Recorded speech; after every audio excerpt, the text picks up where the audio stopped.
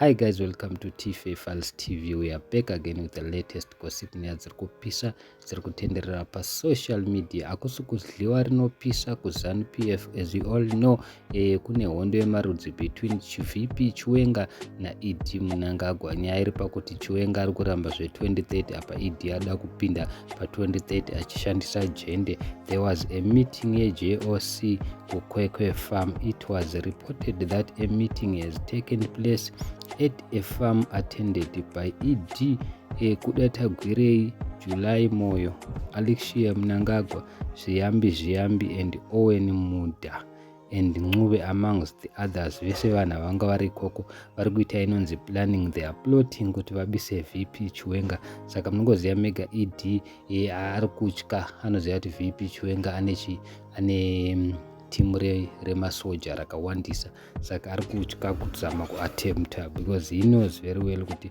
panapa panogona kungomuka hondo.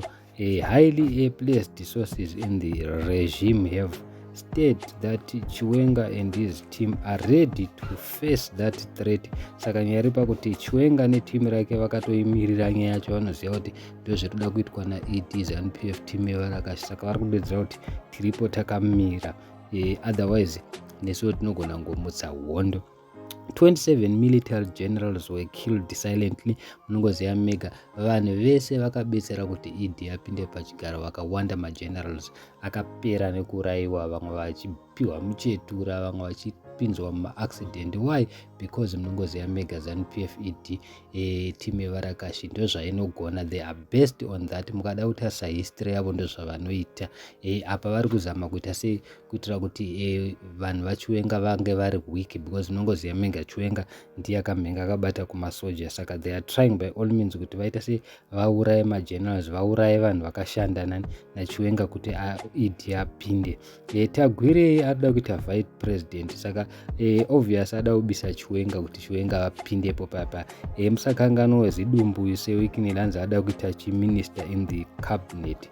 Saka munongoziva mega ndozviri kuitika guys, ndonyaya iripo. Tangoti tikudze kuti musazovhunduke kana ZANU-PF yakukuitirai mastare, because mukatarisa like now ED ZANU-PF they are trying by all the means, even kumasoja vari kuita inonzi reshuffling everywhere, but hazvimbofi zvakashanda.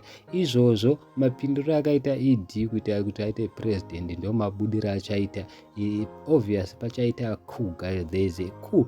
Musavhunduke, there is a coup ichapinda chete, because mapindiro ake ndo mabudiro ake. Zviya zvokuti handei tinopinda munotoitoya tiri kuzviona, but vanhu